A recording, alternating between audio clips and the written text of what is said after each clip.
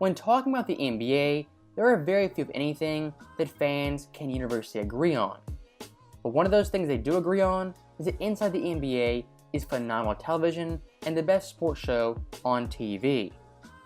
And when going down this rabbit hole of why the show is so successful, it's mainly due with their cast and who they picked to run the ship. And if you guys didn't know, this show is actually 42 years old and debuted in 1990. And out of the modern day cast, the first person to join it was Ernie Johnson in 1991. And roughly for a decade, he went solo, with some players and analysts rotating in, rotating out, but there was no solid cast set in stone for Inside the NBA. And it wasn't until 2000 that Ernie finally would have a solid co-partner, that being Charles Barkley.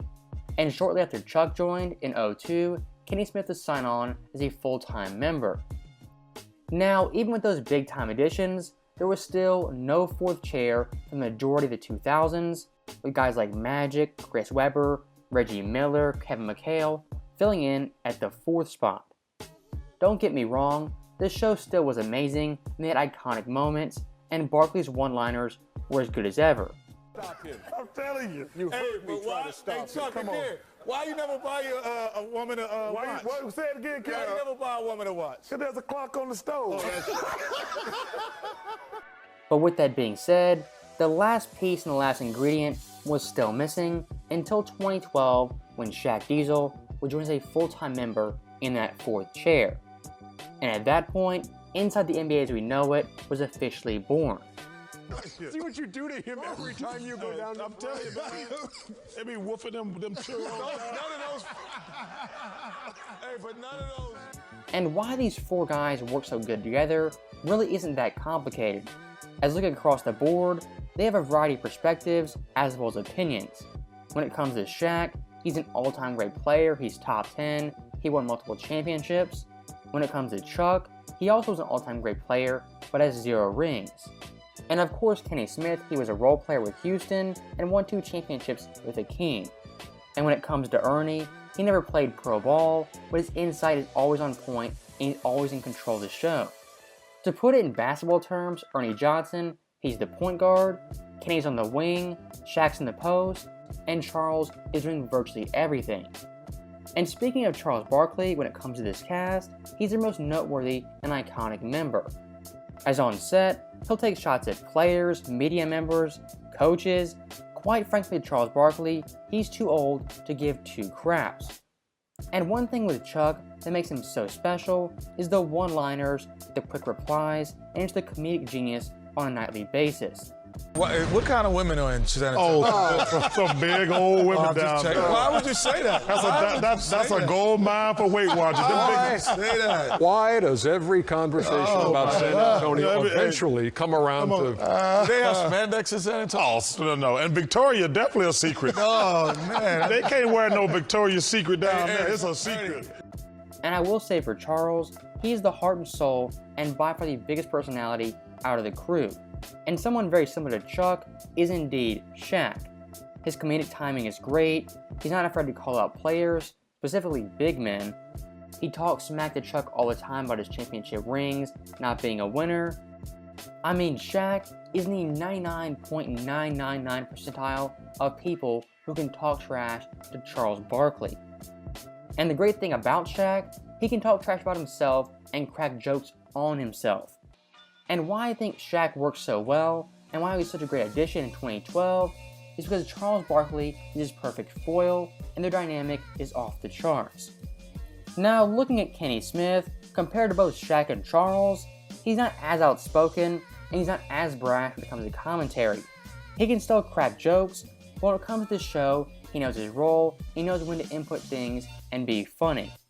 And I think his best bit, besides running the board, is making fun of Charles and Shaq and lobbing up insults and jokes for those two to slam down. Like, who made your bracelet? That looks like a great aggressive. You know, I got this bracelet from a guy in the steam room back in Arizona. You got what? Time out. Hey, Kenny, quit asking questions, You man. got them. And I think, objectively speaking, when it comes to actual NBA takes, Kenny Smith more than not is on the ball, and certainly better than Charles and Shaq when it comes to actual NBA takes. And at least in my personal view from what I've seen, he's very objective and very fair to the modern day players.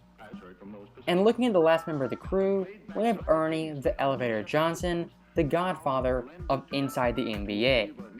And when it comes to Ernie, 90% of the time he's cool, he's reserved, and he's always in control of the show.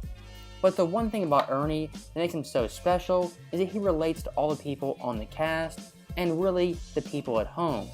As unlike those three, he never played on an actual NBA court.